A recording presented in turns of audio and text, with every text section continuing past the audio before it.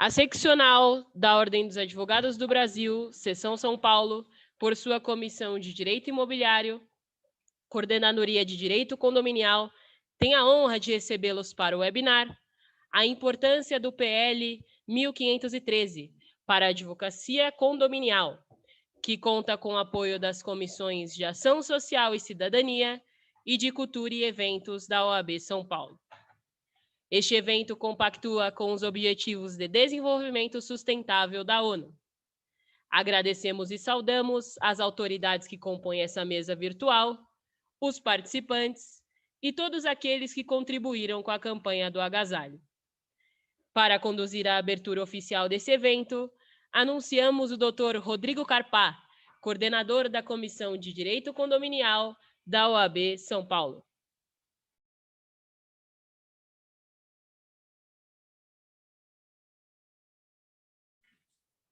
Boa noite a todos, saúdo a todos os que estão se logando para que possamos dar início a mais uma palestra. Agradeço em nome da OAB São Paulo, da Comissão de Direito Imobiliário, Coordenadoria de Direito Condominial, ao presidente Caio Augusto Silva dos Santos, ao vice-presidente Ricardo Toledo, e ao presidente da Comissão de Direito Imobiliário, Rubens Carmo Elias Filho, essa palestra. Saudar o doutor Gustavo Camacho, advogado militante em direito condominial, a quem tenho muito carinho, respeito e admiração. Ele que é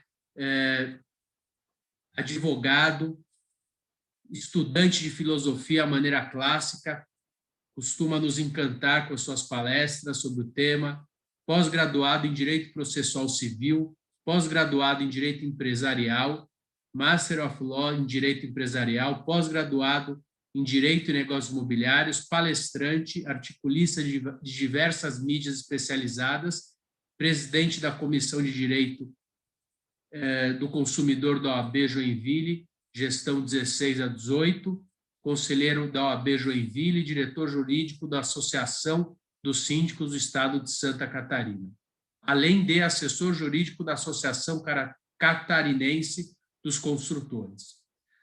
Doutor Gustavo, muito obrigado. Nós já tivemos hoje conversando em duas oportunidades.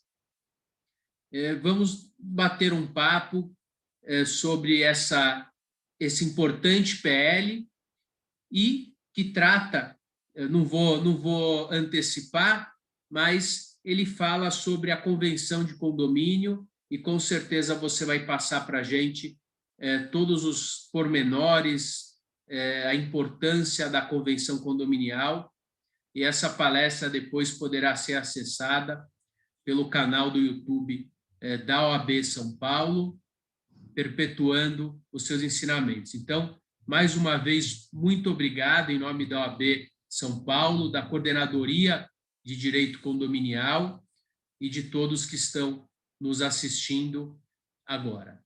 A palavra está com você. Doutor Rodrigo Carpati, muito obrigado pelo convite, pela deferência, admiração, pode ter certeza que ela é recíproca. Agradeço a todos os que estão logados aqui conosco, acompanhando esse webinar que se inicia nesse instante. O tema ele é bastante interessante. A ideia é que a gente faça um bate-papo, algo descontraído, para que depois alguns questionamentos, se fizerem necessários, sejam realizados com tranquilidade. A gente realmente converse, faça um bate-papo. Eu quero trazer uma perspectiva histórica e depois chegar no PL 1513 que nós vamos trabalhar aqui, e eu vou me permitir compartilhar algumas telas para que todos possam acompanhar aqui a exposição que vai ser feita. Eu vou compartilhar aqui, então, a minha tela de apresentação com vocês. Só me digam, por gentileza, se estão conseguindo visualizar. Está aparecendo aí? Está aparecendo sim, está perfeito. Pode ser. Perfeito, então. Bom, vamos começando aqui com os aspectos históricos da nossa vida em condomínio, nós trabalhamos o direito envolvendo a urbe há mais de 2.500 anos, há 3.500 anos, trabalhando aqui o perfil histórico, desde a Babilônia Antiga, desde de que as primeiras edificações multifamiliares começaram a ser realizadas lá no mundo antigo. E um desses elementos históricos trata aqui da Suméria, da época lá da Babilônia, em que o Ziggurat-ur era a principal edificação de grande porte que existia na oportunidade.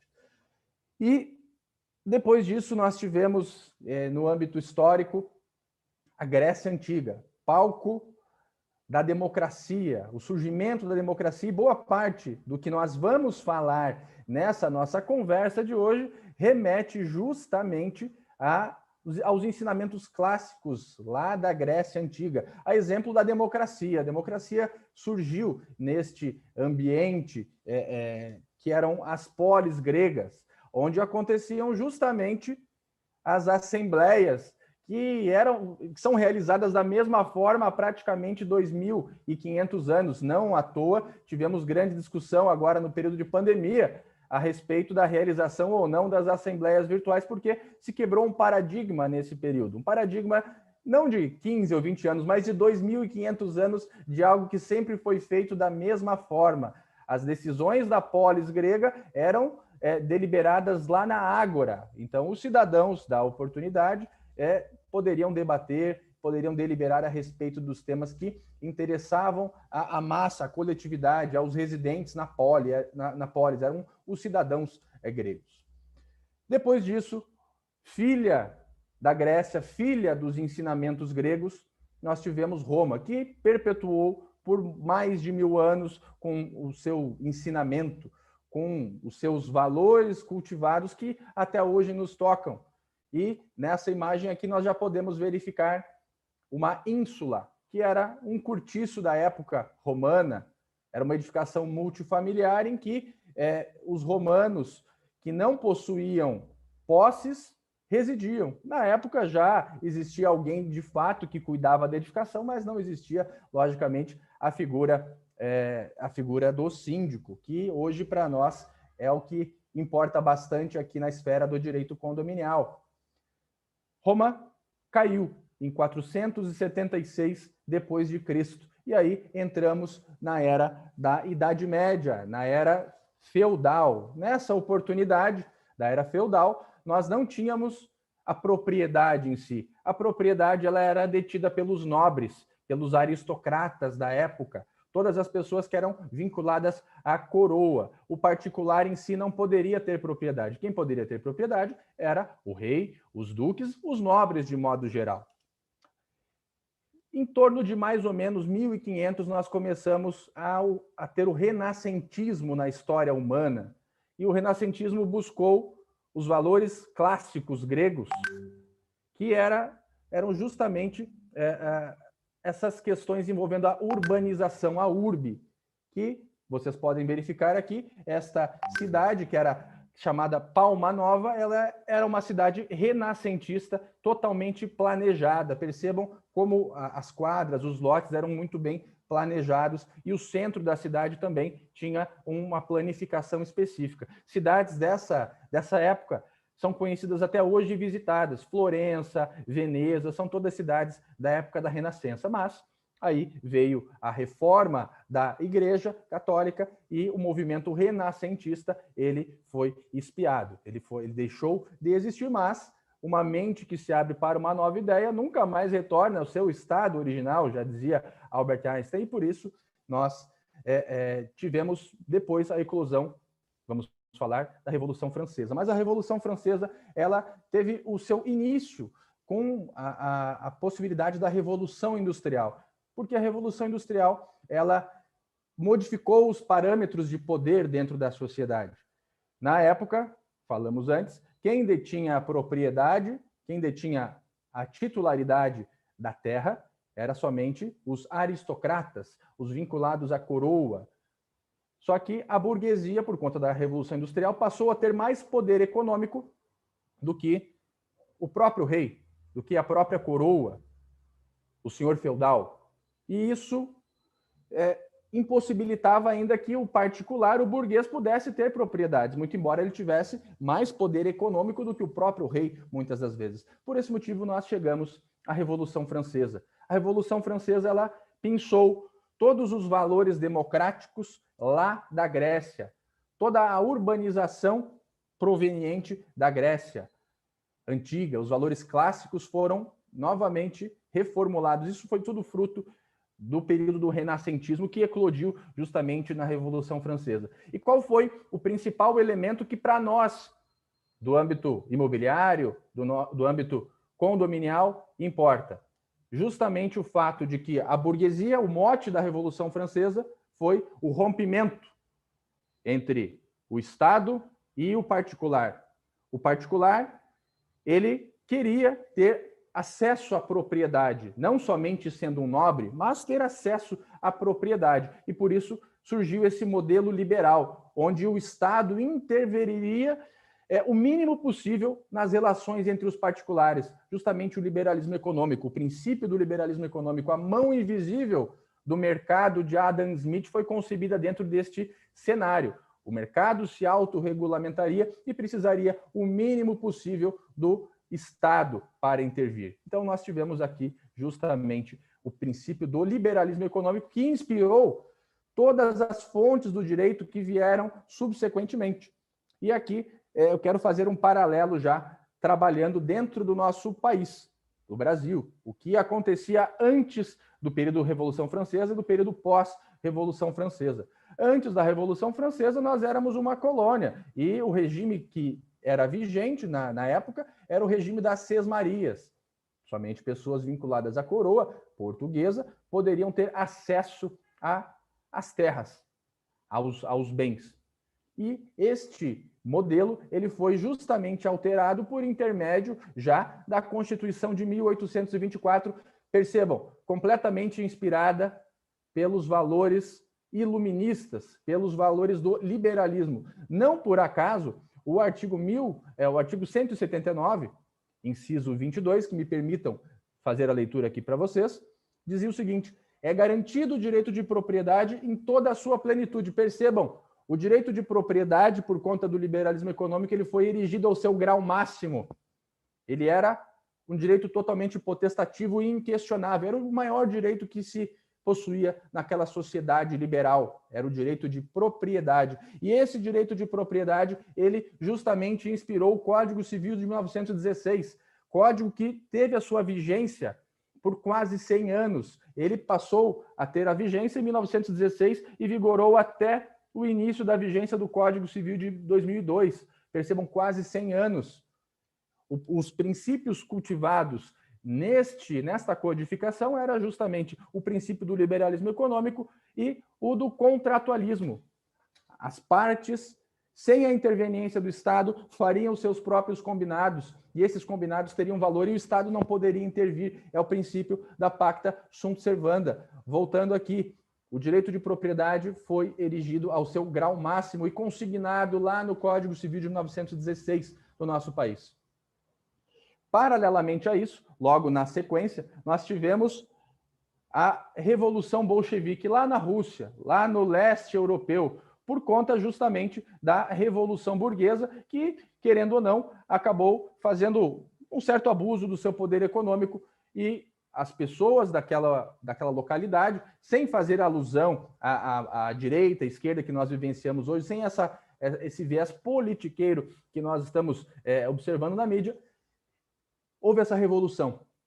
E essa revolução visava o quê? Uma intervenção maior do Estado junto aos particulares. Por quê? Se entendia que o liberalismo econômico gerava a exploração pelo capital das pessoas com menor poder econômico. Então, se implementou ali o socialismo, o comunismo, no qual a propriedade deixou, nesse modelo, de ser o status maior da sociedade. A propriedade foi relativizada. Foi aqui que os conceitos de função social da propriedade, o conceito de função social da propriedade, foi implementado. Percebam a importância disso aqui dentro da história. Mas até então, essa mentalidade ficou restrita ao leste europeu e não chegou a influenciar o Ocidente. E dentro desse contexto brasileiro, a primeira regulamentação que nós tivemos sobre condomínios foi o decreto 5481, lá de 1928. Percebam como era a cidade de São Paulo na época, nesta época aqui de 1928, onde houve a primeira regulamentação sobre condomínios. Aqui eu estou traçando todo um perfil histórico para vocês entenderem de onde nós viemos dessa esfera condominial para onde nós estamos no momento. E um ponto fundamental para o que nós vivemos atualmente, o crack da Bolsa de 1929. A Bolsa de Nova York quebrou, dando conta de que o modelo liberal, ele contemplava problemas. A mão invisível do Estado, do mercado de Adam Smith, não era tão eficaz como se achava que deveria ser. E a Bolsa, ela implodiu. Isso deu espaço ao welfare state, ao estado de bem-estar social, que era justamente o estado inspirado pelos valores do leste europeu. O estado que era totalmente liberal não fornecia condições, o estado mínimo do estado liberal, ele passou a ser mais intervencionista. Ele passou a conceder condições aos particulares e começou a intervir mais. Foi nessa época aqui que foram criadas justamente as agências reguladoras para intervir no mercado também. E aqui nós tivemos esses valores bolcheviques, esses valores sociais, inspirando todos os instrumentos jurídicos, inclusive no nosso país desde então. Lá em 1934, nós tivemos a Constituição da era Vargas, que implementou no nosso país o Estado neoliberal proveniente do welfare state. O liberalismo, comprovadamente, não deu certo. O Estado passou a ter que intervir mais nas relações entre os particulares. E isso foi se seguindo até que nós chegamos à Constituição de 1988, como nós vamos falar mais adiante. Dentro dessa linha, desse perfil histórico que eu venho traçando, dentro do nosso país, nós, sabidamente, no início do século passado, o nosso país ele era eminentemente um país agrícola, um país rural. E a partir dos anos 50, nós passamos a ter um grande êxodo rural, uma grande migração dentro do nosso país para os grandes centros urbanizados. As pessoas com condições de vida bastante depreciadas nesses ambientes rurais passaram a migrar para os ambientes urbanos, onde supostamente a condição e a qualidade de vida seria melhor. A exemplo disso, eu trouxe aqui uma fonte do IBGE, para que vocês possam acompanhar. Nos anos 1950, 1960, nós tivemos o maior êxodo rural de que se tem notícia no nosso país. As pessoas do campo passaram a migrar justamente para as regiões como São Paulo, como Rio de Janeiro, como Minas Gerais também, mas em especial para a cidade de São Paulo. Foi o maior êxodo rural que se tinha notícia. E o porquê que isso é tão importante? O grande adensamento populacional urbano que isso gerou deu origem à imensa verticalização dos centros urbanos, em especial, vamos falar aqui de São Paulo. Só que nós tínhamos um problema. Nós não tínhamos a figura do incorporador. Vale lembrar como funcionava uma obra naquela época prévia à Lei 4591. Existia a figura do agente de obras. O agente de obras, que não era o incorporador, não era o pai da obra, ele simplesmente ia ao mercado, levantava um terreno que atendia às suas expectativas na condição de empreendedor, fazia a aquisição do terreno, ou por permuta, ou por compra e venda pura. Ele localizava um empreiteiro, um construtor que ia fazer a obra, ia edificar a obra, e também localizava compradores. Juntava todo mundo, fazia os contratos entre eles, recebia o seu percentual em VGV, Valor Geral de Vendas, e ia embora. Não por acaso o professor Caio Mário da Silva, ele dizia que o Brasil era, antes de 64, um canteiro de obras abandonadas. Por conta dessa situação, as obras não chegavam ao seu termo final, não chegavam ao habite-se, que marca o encerramento da fase de construção de uma edificação. E isso trouxe diversos impactos. Tinham vários esqueletos de obra ao longo do nosso país. Por isso, a importância da figura do incorporador imobiliário, que justamente é o pai da criança, é o pai da obra. E aqui, só uma mera remissão de como funciona o fluxo de uma obra, porque é importante que nós entendamos o contexto no qual nós estamos inseridos. O incorporador, que não necessariamente é o construtor ele vive de metro quadrado, o incorporador vive de VGV. O incorporador ele faz a parte administrativa de uma obra, ao passo que o construtor ele edifica, ele executa fisicamente uma obra. E a incorporação imobiliária nada mais é, temos um terreno, vamos implantar uma edificação, vamos averbar a edificação à margem da matrícula do imóvel.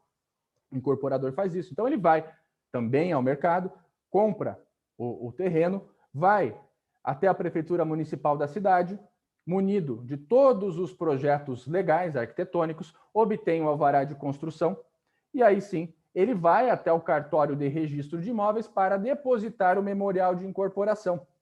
E nesse momento, isso nos importa, porque o documento chamado Minuta da Futura Convenção de Condomínio, ele tem que ser depositado lá e nós vamos falar disso mais adiante. Com o registro da incorporação imobiliária, passa-se a poder vender as unidades habitacionais autônomas. Sem o registro, só com protocolo não se pode vender, porque senão se pratica um crime contra as relações de consumo, conforme todos têm ciência que militam nesse mercado do direito imobiliário. Quando o incorporador ele vende as unidades, ele assume duas responsabilidades. A primeira responsabilidade, uma obrigação de fazer, que é justamente a de edificar de acordo com o memorial descritivo, de acordo com os projetos executivos legais que foram apresentados. O termo final é o habite ou, em algumas cidades, o CCO ou CVCO, algo que o valha, que é o certificado de conclusão, certificado de vistoria e conclusão de obra. Para o adquirente, a segunda obrigação, que é a obrigação de dar, ela é finalizada com a entrega das chaves ao adquirente. Para o condomínio, é a assembleia de instalação que marca o encerramento da segunda fase, da segunda obrigação do incorporador / construtor, que é justamente a instalação do condomínio. É isso que nos interessa. Mas, previamente à instalação do condomínio, nós temos algumas etapas, que é justamente sair o habite, o incorporador vai até o cartório de registro de imóveis, pagando a DISO de final de obra, e faz a averbação da edificação à margem da matrícula do imóvel, criando as unidades habitacionais autônomas, matrículas autônomas e também as áreas comuns do empreendimento. E aí, nesse momento, ele instituiu o condomínio, que é uma figura jurídica totalmente diferente da instalação. A partir do momento que ele instituiu o condomínio, ele criou propriedades individualizadas e também áreas comuns, passando ali a existir o condomínio. Depois, instala-se o condomínio e ele passa a ser operacional com a criação do CNPJ e a ter a sua vida de acordo com os condôminos. Então, basicamente, esse é o fluxo importante que nós compreendamos da existência de um condomínio edilício. Voltando um pouquinho para cá, lá no momento pós-incorporação imobiliária. Aqui no gráfico, vocês podem ver, esse é um gráfico da cidade de São Paulo. O gráfico elaborado num estudo realizado pela Universidade Univale, aqui do sul do país, situada na cidade de Itajaí.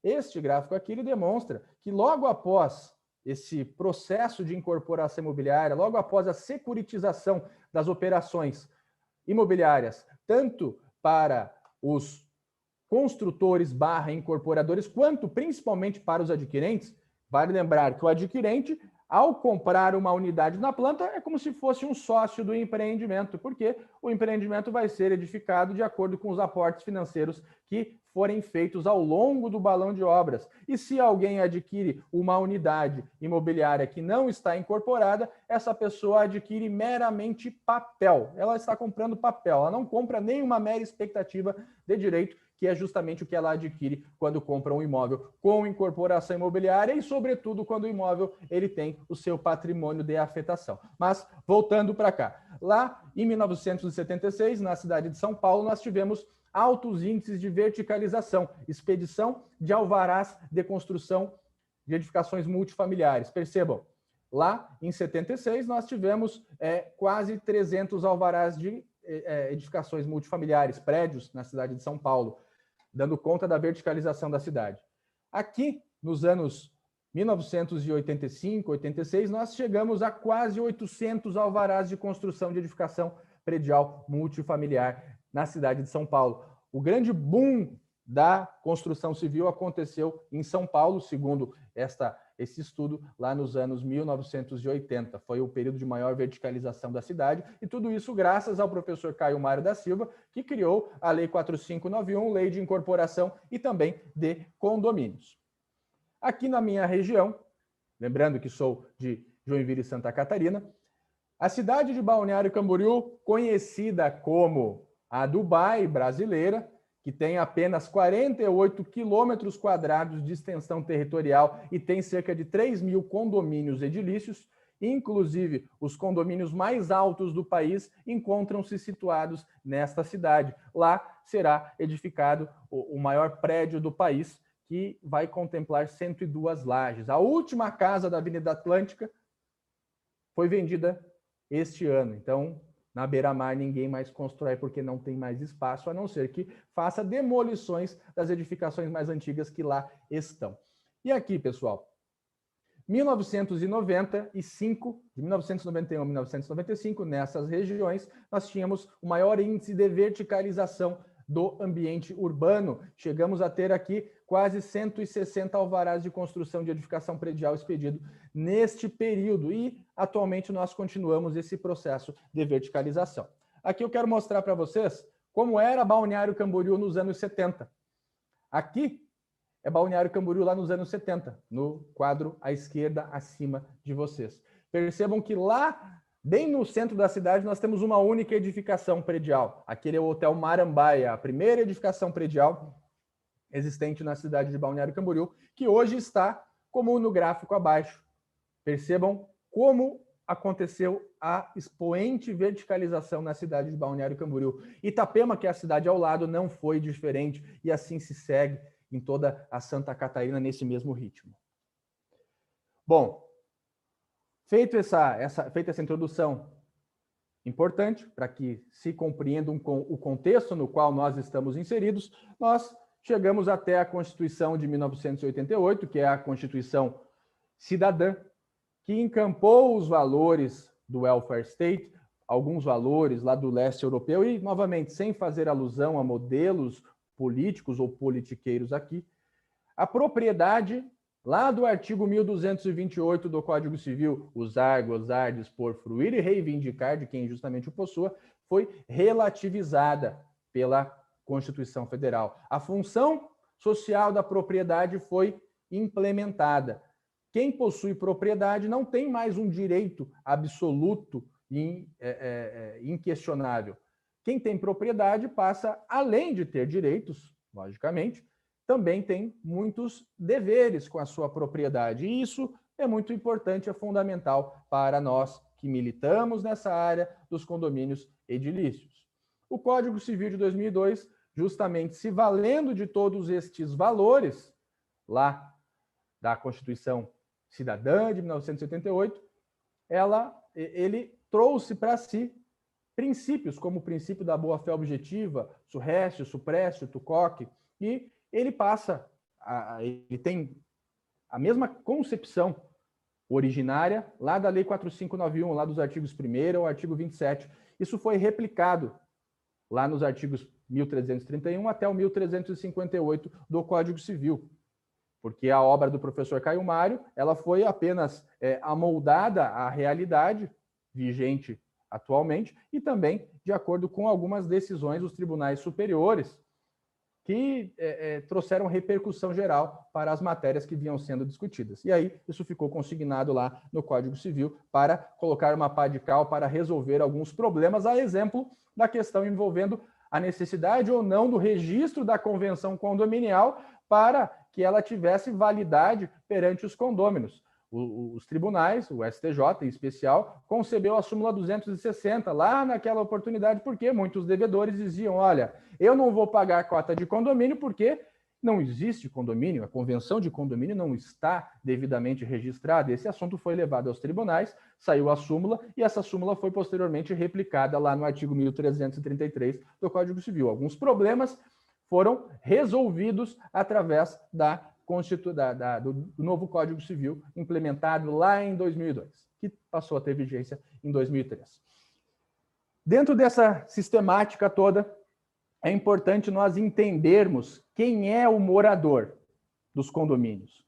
Quem é o condômino e quem é o morador. Lembrando que condômino é o proprietário registral ou então aquele que tem um compromisso particular de venda e compra, ainda que não levado a registro, lá na forma do artigo 1334, parágrafo 2º. Todos os demais, que nós citaremos também, não são condôminos, mas são meramente possuidores. O locatário, o usufrutuário, o pai, a mãe, o namorado, são todos possuidores, mas não são proprietários. Proprietário é o condômino.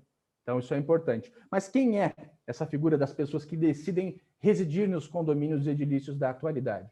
O que procuram essas pessoas? Primeiro ponto, quem mora em condomínio edilício procura segurança, principalmente nos grandes centros. Você morar numa casa, acaba você tendo que arcar com os custos de segurança, e esses custos não são baratos. A partir do momento que você reside num condomínio edilício, tem uma portaria, tem um porteiro, tem uma vigilância remota, tem todo o aparato de segurança que assiste o condomínio. Então, a segurança é o item de número 1 para quem procura os condomínios edilícios. 2, o valor do metro quadrado. Principalmente na cidade de São Paulo, você residir em ambientes próximos às áreas centrais, mais bem localizados, é uma tarefa para pessoas que têm excelente condição financeira. Quando se mora nos condomínios, isso fica mais barato, você consegue baratear a moradia em regiões mais atrativas do ponto de vista da localização. E, talvez, um dos pontos mais importantes, a terceirização das responsabilidades. Porque quando nós residimos numa casa, eu, Gustavo, moro numa casa, deu um problema no meu telhado. O que vai acontecer? Eu vou ligar para alguém para resolver esse problema? Não. Eu vou ter que resolver o problema através de algum fornecedor que eu venha a contratar. Deu problema no meu portão de acesso à minha casa lá 2, 3 horas da manhã, chegando de algum evento, chegando de alguma assembleia de condomínio, eu vou ter que resolver o problema e vou ter que despender tempo, energia e dinheiro para poder fazer isso. A partir do momento que nós vamos residir num condomínio edilício, tem alguém que vai resolver esse problema. Tem esse terceiro que vai recepcionar essas expectativas todas da massa condominial, de todos os moradores do condomínio que lá residem. E aí é onde entra a mentalidade de consumidor dessas pessoas. Boa parte das pessoas que residem em condomínios edilícios tem a mentalidade de que mora num hotel, de que mora num resort, de que mora num clube, e que não faz parte do condomínio. Só que o condomínio ele tem sim um CNPJ, só que ele é um ente de natureza jurídica sui generis, porque ele não possui personalidade jurídica. O condomínio, ele é sim a massa condominial, o apanhado dos CPFs, ou dos CNPJs que são proprietários das unidades habitacionais autônomas. Esse é o condomínio. O condomínio não é a estrutura física que compõe a edificação. Condomínios são os condôminos. Cada condomínio é diferente, é único justamente por conta disso. Não é a estrutura física, mas sim a massa condominial, essa massa imaterial. E, infelizmente, nós vivemos num momento de muito egoísmo, ao ponto de que as pessoas somente se preocupam em resolver as suas questões particulares, resolver o seu apartamento, a sua unidade habitacional autônoma. Caindo um papel de bala na frente da sua unidade, no corredor, essa pessoa dificilmente vai se dar ao trabalho de juntar esse papel de bala, porque ele está pagando um terceiro para fazer esse serviço. Infelizmente, muitos têm essa mentalidade. E essa mentalidade egoísta é justamente o que vem dando vazão ao mercado de sindicatura profissional que está em franca expansão. Esse mercado hoje, vamos lá, 90% das edificações, dos condomínios edilícios, eles contam ainda com síndicos orgânicos, síndicos moradores. Então, é um mercado a se explorar, a se abordar por essas pessoas que tenham essa afinidade com essas funções da sindicatura.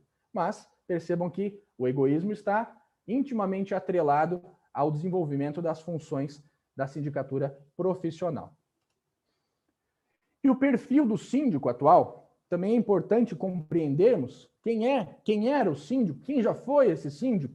Lá em 64, quando a Lei 4591 foi concebida pelo professor Caio Mar da Silva, o síndico, ele era geralmente o senhorzinho, a senhorinha, que ficava 24 horas por dia lá no condomínio, não tinha outros afazeres, cobrava os devedores, porque o condomínio não tinha nem obrigatoriedade de ter um CNPJ, então ele cobrava os devedores, acondicionava o dinheiro recebido numa caixinha para pagar os fornecedores, muitas das vezes fazia parte da jardinagem, recebia as encomendas, atendia pessoas que chegavam ao condomínio, limpava a piscina e etc.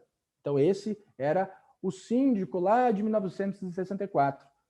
Ao passar do tempo, nos anos 80, com o desenvolvimento imobiliário do nosso país, as pessoas passaram a entender que o seu tempo também tem valor e passaram a cobrar pelo menos o abatimento de cota condominial como disponibilidade do seu tempo. E a partir de 2000, especialmente a partir de 2014, este mercado da sindicatura profissional tornou-se um business, tornou-se um negócio. Muita gente teve problema nos seus empregos tradicionais, passou a enxergar este mercado com olhos diferentes, passou a enxergar como um oceano azul de oportunidades. Mas aqui nós temos que entender que o síndico, ele tem funções, ele não deve se servir do mercado, porque dentro dessa estrutura que nós tratamos aqui, a nossa sociedade ela é fortemente inspirada por valores clássicos gregos, valores helênicos.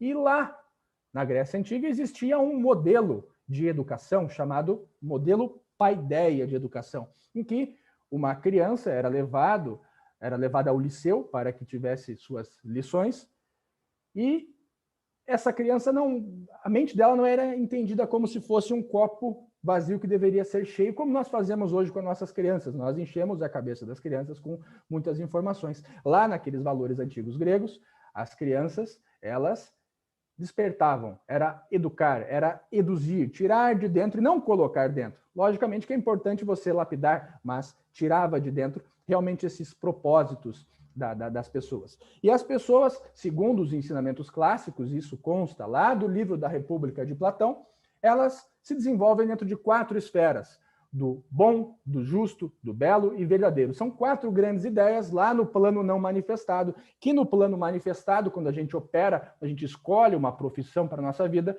nós nos vinculamos a uma dessas 4 grandes ideias. E a verdade, ela se liga às ciências, buscar justamente a verdade das coisas. O bem se liga às religiões, ao religar e ao sagrado. A beleza se liga à arte e a justiça se liga à política, mas não a política que nós conhecemos hoje, a política do político que cuida da polis grega, aquela pessoa que é um governante, de fato, está imbuído dos ideais de fazer mais e melhor por aquela sociedade, não para si apenas. O homem de ouro, que era tido por Platão na sua obra A República, que era justamente essa gradação. Platão fala disso para nós, que os homens que estão muito vinculados aos bens materiais, à carne, são homens de bronze, pessoas que não podem governar. Os homens de prata estão no intermédio, não estão tão vinculados à matéria e ainda precisam de lapidação. E os homens de ouro, esses são os aristocratas, são os nobres. Quando nós falamos de nobreza lá na Idade Média, nós falamos disso. A nobreza não é um título, mas é uma condição espiritual, segundo os gregos antigos. E isso está expresso lá na obra de Platão. Então, o homem de ouro precisa ser o síndico, ele precisa fazer mais e melhor pela sociedade na qual ele está inserida. No caso, o síndico, essa palavra deriva de síndicos, patrocinador da justiça. Então, o síndico precisa justamente ser essa pessoa que vai levar a justiça, vai levar os ideais de beleza, bondade, justiça e verdade para dentro dos condomínios edilícios. Lembrando que pelo menos 30% da população do nosso país hoje reside nesses ambientes condominiais, e se nós temos maus líderes, por uma relação de espelhamento, nós podemos também passar a ter maus liderados, e isso prejudica a sociedade como um todo. Da mesma forma, o contrário também é uma realidade. Se nós temos bons líderes, consequentemente, nós tendemos a ter bons liderados. 30% da população do nosso país pode ser bem liderada, desde que o síndico tenha a ambição de fazer mais e melhor. Seja um síndico, de fato. Sirva ao mercado, sirva àquela população e não se sirva. E como ele consegue fazer isso? Para que ele faz isso? Justamente como o Abraham Lincoln dizia. Se a gente quer entender o caráter de alguém, devemos dar poder, ainda que seja o poder de ser o síndico do seu condomínio, de governar aquela massa condominial. Ele vai demonstrar ali se ele é um homem de ouro, um homem de bronze ou um homem de prata. E nós queremos que os síndicos sejam homens de ouro, mas como é que eles vão conseguir prestar bons serviços, melhorar a vida das pessoas? Justamente delegando. O dia de cada uma das pessoas, o meu dia, o dia de cada um dos doutores que está aí nos assistindo, tem 24 horas. E se nós quisermos fazer tudo ao mesmo tempo, nós não vamos fazer nada direito. Nós precisamos delegar. Principalmente o síndico, que precisa entender que ele, hoje, é o CEO do condomínio. Ele é o gestor do condomínio. Um bom gestor, ele sabe o que precisa ser feito, mas não sabe exatamente como fazer. Quem tem que saber como fazer é o técnico, é o especialista, porque o mundo é dos especialistas atualmente. Quanto mais especializado, melhor. Então, o síndico ele precisa exatamente saber o que precisa ser feito para que ele seja um bom líder, para que ele lidere bem aquela massa condominial e aquela massa condominial reverbere em todo o resto da sociedade. E ele precisa delegar. Ele precisa saber o que tem que ser feito, mas não saber necessariamente como fazer. Ele precisa conhecer profissionais que, esses sim, devem saber como fazer. Por quê? Um bom gestor, um bom líder, ele precisa gerenciar processos gerenciais. Ele precisa, principalmente, liderar e inspirar pessoas. Porque nos condomínios, volto a frisar, o condomínio não é essa estrutura física material que nós vislumbramos. Os condomínios são os entes imateriais formados pelas pessoas que o compõem. Esses são os condomínios edilícios. Por isso, o síndico precisa se dedicar às pessoas, precisa trabalhar em benefício destas pessoas. E aí, ele precisa, logicamente, estar bem assistido de bons profissionais, ele precisa delegar as suas funções a uma administradora de condomínio que vai assumir boa parte das funções lá do artigo 1348 do Código Civil, na forma do seu parágrafo 2º. E também, o próprio advogado condominial assume parte destas responsabilidades do síndico, que vai se preocupar não com processos gerenciais, ele não precisa saber necessariamente como fazer uma cobrança. Quem tem que saber como fazer uma cobrança, como fazer uma execução de título executivo extrajudicial de cotas inadimplidas, é o advogado, não é o síndico. O síndico precisa saber, tem uma dívida, precisa encaminhar para um bom profissional especialista que vai se encarregar em fazer esse processo de cobrança, e ele sim sabe como fazer bem. E nesse contexto todo, os condomínios vêm ganhando destaque na cena nacional do direito, porque nós temos diversas espécies de condomínio, não somente o condomínio edilício. As pessoas, de modo geral, os leigos, entendem que somente existem condomínios edilícios, veem um prédio e já acham que aquele prédio é um condomínio edilício, mas não necessariamente um prédio precisa ser um condomínio edilício. Ele pode ser uma propriedade única. Se não há outros proprietários, ele não é um condomínio edilício. Ele somente será um condomínio edilício se ele for instituído como condomínio edilício. E, além disso, existem as figuras do condomínio voluntário, condomínio necessário, condomínio edilício, famoso, condotéis, loteamento com acesso controlado, que não é condomínio, condomínios de lotes, direito de laje, multipropriedade. Então, nós tivemos uma série de novos condomínios criados ao longo do período da vigência dos condomínios no nosso país. Lá desde 1924, com a primeira codificação, nós tivemos inúmeros desdobramentos, em especial nestes últimos anos. O assunto condomínio vem se implementando demasiadamente na nossa sociedade. Até mesmo porque esses assuntos envolvendo a vida condominial, já que 30% da população brasileira reside nos condomínios edilícios, isso vem chegando até os tribunais. Por quê? Condomínio, ele é como se fosse uma sociedade. Uma sociedade empresária onde os sócios não têm affectio societatis, não têm a vontade de serem sócios uns dos outros, são sócios por uma condição fática. E essa sociedade ela não tem a parte boa, que é a tabela do lucro, ela só tem a tabela da despesa, porque a única fonte de receita dos condomínios é justamente o rateio das cotas condominiais. E, além disso, os condôminos, eles precisam conviver entre si e conviver com, talvez, os piores defeitos uns dos outros, porque se nós estamos num ambiente empresarial, as pessoas elas têm as suas máscaras, elas não se mostram exatamente como são. Já num condomínio, sim, essas pessoas elas são como elas são de verdade, elas demonstram o melhor e também o pior delas.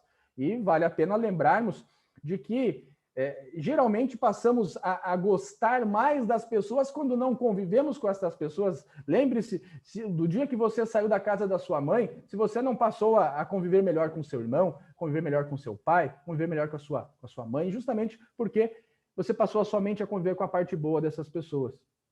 Agora, quando você estava morando lá, você convivia muito com esses defeitos, só que existia uma relação amorosa, uma relação familiar ali, e isso não acontece no condomínio porque não existe essa relação amorosa. Então, os condôminos, eles acabam convivendo uns com os outros com seus piores defeitos. Por isso, o professor Silvio Capanema dizia para nós que condomínio deveria se chamar condemônio, porque pode ser, mas não precisa ser assim. E isso veio chegando até os tribunais. Vale lembrar que os tribunais, nos últimos tempos, se manifestaram, principalmente o STJ, sobre os animais nos condomínios, as taxas de juros aplicáveis aos devedores de cota condominial, a possibilidade ou não de corte de água e gás dos devedores, o impedimento de uso das áreas comuns, uso capião em condomínio edilício, rateio da previsão orçamentária, a forma como isso deveria ser feito, aplicativos de hospedagem. Decisão recentíssima, lá do dia 20 de abril de 2021, isso foi definido, foi deliberado a respeito, e já se tem um norte de entendimento. Percebam que os condomínios acabaram ganhando a cena também dos tribunais. E isso criou um oceano azul de oportunidades, mas nem sempre foi assim. O mercado condominial ele era enxergado, até pouquíssimo tempo atrás, 2014, como o patinho feio. Ele era o patinho feio, ninguém queria trabalhar no mercado condominial, especialmente os advogados que trabalhavam para entidades empresariais, porque com o empresário é muito fácil, é uma pessoa só que decide com você, você tem uma relação de confiança e tem a perenidade das relações, da durabilidade de um contrato de honorários, por exemplo. E aí, se você vai trabalhar com condomínio, o que vai acabar acontecendo? Vai trabalhar passando por assembleia condominial, trabalhando depois das 18 horas, com reunião com o conselho, as contabilidades condominiais da mesma forma, as administradoras de condomínio, os síndicos também, passando pelo mesmo sistema. Só que antes de 2014, nós tínhamos um mercado imobiliário em ebulição por conta do programa Minha Casa Minha Vida, muito aquecido, empreendimentos novos sendo vendidos todos na planta, sem a concessão de habite, mas essa bolha estourou lá em 2014. E muita gente, muitos advogados, muitas administradoras de condomínio, que não eram administradores, eram contabilidades empresariais, muitas pessoas, corretores de imóveis, etc., que não eram síndicos profissionais, estavam no mercado. Só que a taxa de inadimplência dessas empresas chegou aí a patamares de 70%, 80%, comprometendo integralmente as operações, aí as pessoas acabaram se direcionando para esse mercado condominial, onde o ticket é menor, mas existe uma recorrência, existe um FII mensal que consegue manter a sua estrutura. Então, muita gente acabou migrando para esse mercado de condomínios. E isso se tornou um oceano azul de oportunidades. Muita gente acessou esse mercado, e não necessariamente pela qualidade, mas foi muito bem absorvido pelo mercado, porque era um mercado, querendo ou não, carente. E aí se criaram diversos clusters de mercado, pessoas que não entenderam o real motivo de ser síndico ou de assessorar um condomínio, que é servir a sociedade, servir aquela massa de pessoas que ali está, e não se servir. E para isso, acaba sendo necessária alguma regulamentação. O Estado interventor, o Estado neoliberal precisa atuar nesse sentido, para regular, para regulamentar algumas estruturas distópicas, algumas coisas que não estavam funcionando bem, estavam tendo vícios de funcionamento. Precisa dessa regulamentação. E é o momento em que nós estamos, nesse momento de regulamentação. O mercado, ele eclodiu, e ele vai ainda mais eclodir de acordo com a construção civil. Quanto mais a construção civil avança, mais o mercado condominial avança também, e isso é uma crescente. Isso vai acontecer inexoravelmente dentro do nosso país. E por isso nós precisamos dessas estruturas bem regulamentadas, bem compactadas. A advocacia condominial, ela não é direito imobiliário puro e simples. Ela se desdobra. Por quê? O cliente condominial, ele tem uma jornada própria diferente do cliente imobiliário, da pessoa física, de uma loteadora, de uma incorporadora, de uma construtora, de uma empreiteira de mão de obra. Ele tem uma jornada própria, não se confunde com isso. Não é só briga de vizinho, porque, sim, eu mesmo, Gustavo, quando comecei a trabalhar nesse nicho de mercado, eu achava que, bom, condomínio é só briga de vizinho, ações de patologias construtivas e cobrança. Mas não é somente isso. 30% da população brasileira vive nos condomínios e precisa entender o que é viver em condomínio, o que é conviver em condomínio. E o advogado condominial, ele encampa algumas funções delegadas pela administração do condomínio para harmonizar aquela massa condominial, para securitizar aquela massa condominial. E é muito interessante, porque às vezes nem o síndico, nem os próprios condôminos conseguem compreender a função do advogado condominial. Que o advogado condominial não é advogado do síndico, não é advogado da administradora, não é advogado particular de nenhum dos condôminos. Ele é advogado do condomínio. E muitas das vezes o interesse da coletividade é um interesse colidente com o interesse próprio particular do síndico, um interesse colidente com o interesse do próprio condômino. Então, é algo que o advogado condominial precisa conciliar. Implementação de políticas de compliance dentro do condomínio para harmonizar, para securitizar aquela massa condominial. Não é só patologias, não é só briga de vizinho, não é só ação de cobrança. Porque se nós enxergarmos dessa forma, aí sim o condomínio seria o condemônio, como dito pelo professor Silvio Capanema, que, aliás, nos causa muita saudade no mercado. Ilustre advogado que militou por mais de 60 anos nessa esfera condominial. Imagine só uma pessoa que foi durante 60 anos a assembleias de condomínio. E aqui, pessoal, o princípio fundamental, que foi o presente que o professor Caio Mário da Silva nos deu.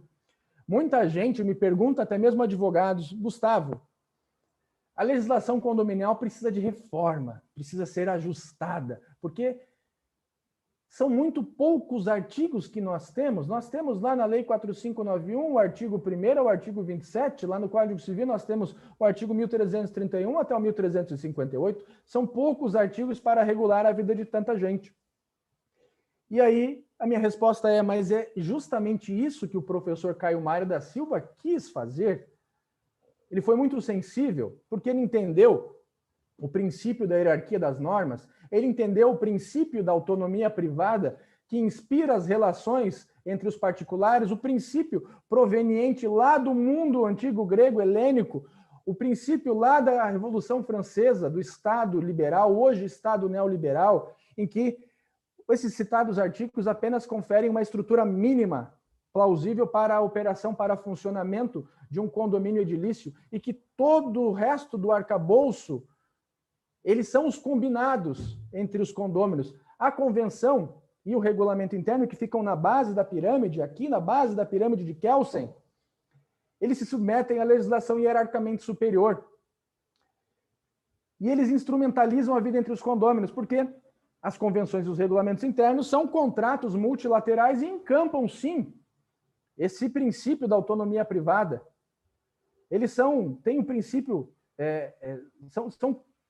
tem um princípio normativo, tem natureza jurídica normativa, porque são os combinados daquelas pessoas que se fizeram presente na Assembleia Constituinte desses institutos, mas também se aplicam àquelas pessoas que não participaram justamente pela força normativa. Quando nós nascemos, nós assinamos um pacto social de convivência tácito concebido lá por Rousseau. Se nós queremos nos manter dentro da sociedade, não sermos presos ou morarmos numa ilha deserta, nós temos que seguir as leis e os combinados realizados dentro da sociedade, que são, no caso, concebidos pelo poder legislativo. Agora, quando nós passamos a morar dentro de um condomínio edilício, nós nos deparamos com a convenção de condomínio e com o regulamento interno. E foi uma conduta voluntária daquele que desejou passar a morar no condomínio edilício. Ele não foi obrigado a morar num condomínio edilício. Então, ele assume todas as responsabilidades e todas as regras, ele subscreve voluntariamente a convenção e o regulamento interno. Deveria ler a convenção e o regulamento interno, e esses instrumentos estão todos lá disponíveis no cartório de registro de imóveis, anexado à matrícula-mãe do empreendimento, a convenção, e o regulamento lá no cartório de registro de pessoas jurídicas. São documentos públicos que devem ser apresentados aos condôminos, aos moradores de condomínio. Então, todos os combinados daquela massa condominial estão na convenção, os combinados administrativos, o organograma, como o condomínio vai funcionar administrativamente, e os combinados operacionais do dia a dia estão lá no regulamento interno. Ah, como é que eu vou poder fazer obra? Que dia que eu posso me mudar? Que horas que eu posso fazer ruído? Como é que meu cachorro vai andar dentro do condomínio? Vai estar lá no regulamento interno. E isso, infelizmente, acaba sendo muito negligenciado. Primeiro, porque não é lido. Segundo, porque muitas das vezes é redigido de maneira inadequada. E esse é o grande problema. Essa redação inadequada. O doutor Google, muitas das pessoas que acabam não querendo contratar um profissional habilitado para elaborar esses institutos jurídicos de suma importância, porque vão regular a vida dos condôminos em tudo aquilo que a legislação hierarquicamente superior é omissa. E ela é muito omissa, porque o professor Caio Mário da Silva entendeu que cabe aos condôminos se autorregulamentar nas suas questões administrativas, que não se sobrepõem à legislação hierarquicamente superior, no seu dia a dia de operação do próprio condomínio. Cabe ao próprio condomínio se regulamentar através dos seus combinados. Mas aí entra o doutor Google, os leitores de manchete, leitores de feed de notícias do Facebook, em que a vastidão do conhecimento é enorme, por isso essa figurinha aqui. É muito vasto o conhecimento, mas ele não tem profundidade. Eu duvido que alguém leu o RESP 1819, lá do STJ, que justamente tratou sobre o Airbnb, que, inclusive, reconheceu esse princípio da autonomia privada nos condomínios edilícios, o princípio decorrente do nosso modelo neoliberal de sociedade, o princípio sobre o qual a legislação condominial foi concebida, foi criada.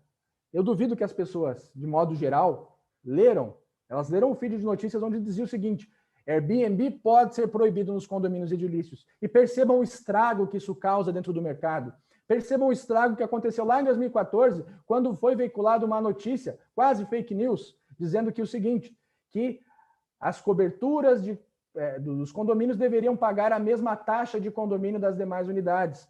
Era proibida a cobrança por fração ideal. Isso foi manchete de diversos periódicos, diversos jornais. Isso chegou até as assembleias de condomínio, pessoas sustentando: olha, eu moro na cobertura e eu quero pagar a mesma taxa de condomínio de todas as demais unidades. Percebam o grande problema que o Dr. Google acaba nos trazendo, porque ele tem uma vastidão de conhecimento, mas a profundidade é muito rasa. E um outro grande problema é a usurpação de funções. Muitas das vezes, na boa-fé, no intuito de auxiliar, o síndico, que não tem formação técnica jurídica, a administradora de condomínios, que não tem formação técnica jurídica, contabilidade condominial, e até mesmo os despachantes imobiliários acabam elaborando convenções de condomínio, uma matéria exclusivamente de âmbito jurídico, regulamentos internos, matéria exclusivamente de âmbito jurídico. E aqui o problema é originário, é de concepção. Porque, lembra que eu falei do fluxo da incorporação lá no começo da nossa conversa? Lá, o artigo 32 da Lei 4591 determina que diversos instrumentos sejam apresentados para o deferimento, para o registro de uma incorporação imobiliária. E, sem a minuta da futura convenção de condomínio, o registro da incorporação imobiliária não acontece, não sai.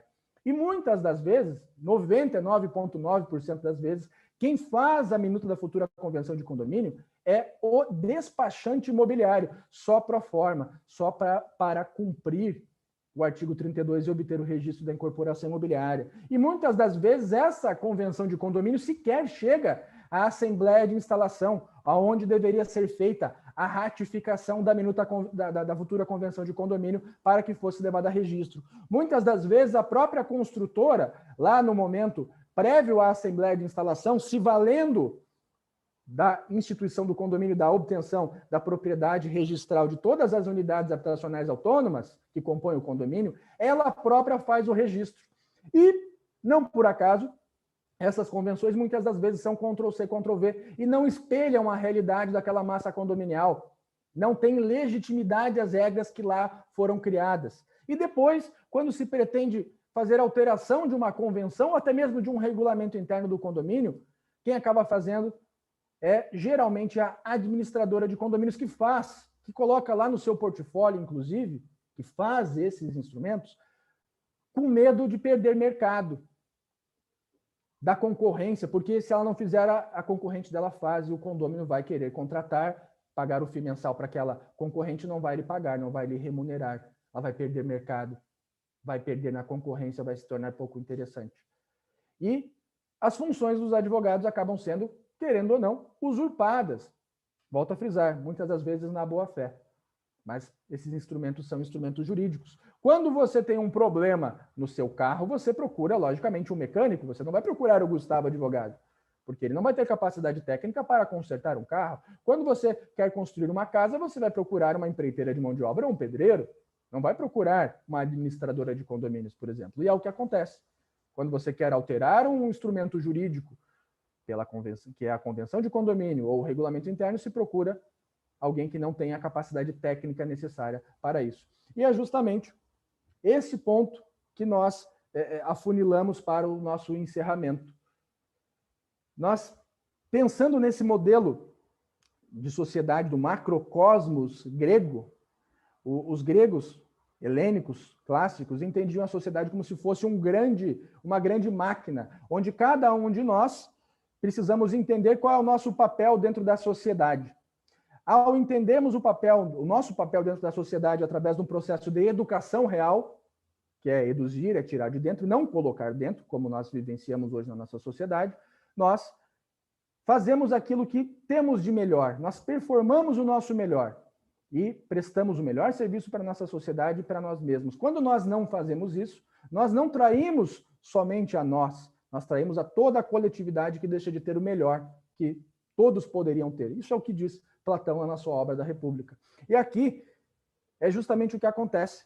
Quando nós temos uma engrenagem que ela faz aquém a sua função, ela prejudica toda a sociedade. Quando ela faz a mais, quando ela é maior do que deveria ser, ela prejudica também todas as demais engrenagens e a máquina acaba não funcionando de maneira correta, não funciona como deveria funcionar. E não por acaso, nós temos diversos condomínios edilícios que a estrutura física, ela não tem manifestações patológicas, é um condomínio de pessoas bastante capacitadas do ponto de vista curricular, econômico, condomínios bem localizados, mas que chegam a valer 30% a menos do que poderiam valer. E por que isso, Gustavo?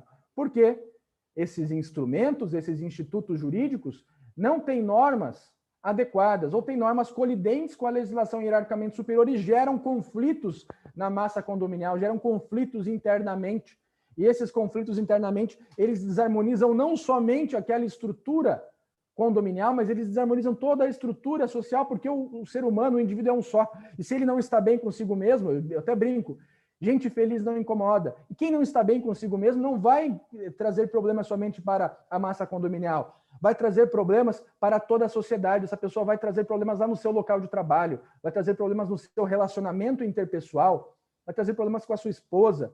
Percebam que é um problema de saúde pública quando esse tipo de coisa acontece. Por isso, nós precisamos ter instrumentos que colaborem com a vida dentro do condomínio.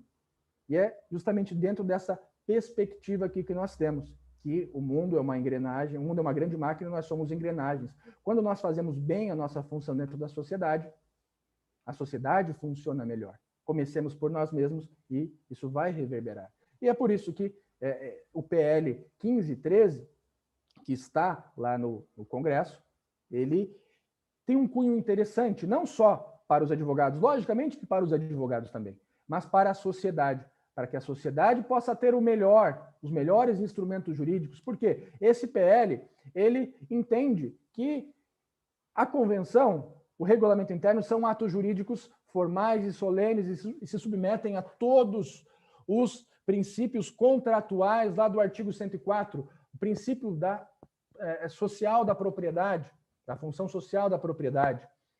Por isso a importância desse projeto de lei, porque desde a concepção, lá no momento da entrega do memorial de incorporação no cartório de registro de imóveis, o advogado deveria elaborar e assinar aquela convenção de condomínio, aquele regulamento interno, aquela minuta de convenção de condomínio, aquela minuta de regulamento interno. E depois, para alterar, o próprio advogado também faria as alterações, entendendo a legislação hierarquicamente superior, entendendo todos os princípios e pressupostos contratuais que inspiram essas normas, e não alguém que não tenha capacidade técnica para fazê-lo. Por isso a importância desse projeto de lei, porque para o advogado, logicamente, é um mercado importante, mas principalmente para quem vai usufruir desses instrumentos, terá legitimidade, terá certeza de que os instrumentos são adequados e não ferem a legislação hierarquicamente superior.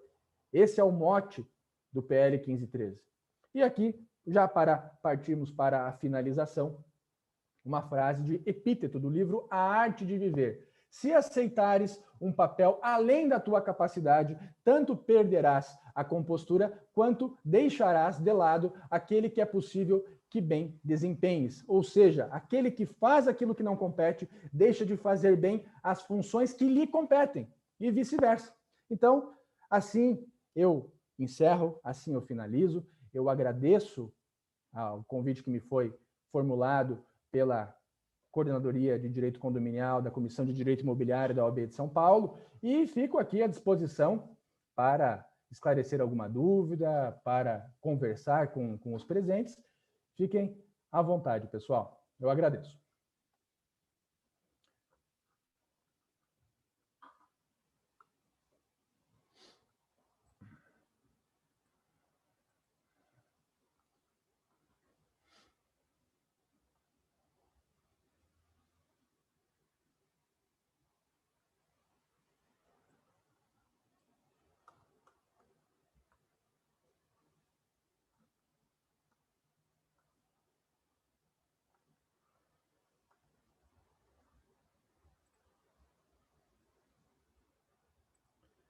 Bom, senhores, já que não há...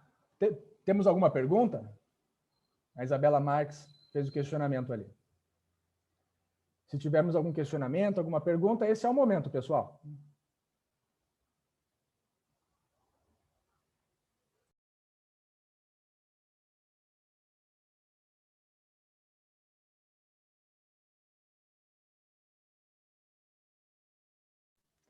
Senhores, e não havendo mais nenhuma pergunta, eu agradeço mais uma vez a presença de todos e damos por encerrada esse nosso webinar sobre a evolução do direito condominial e a importância do PL 1513. Desejo uma ótima noite a todos vocês.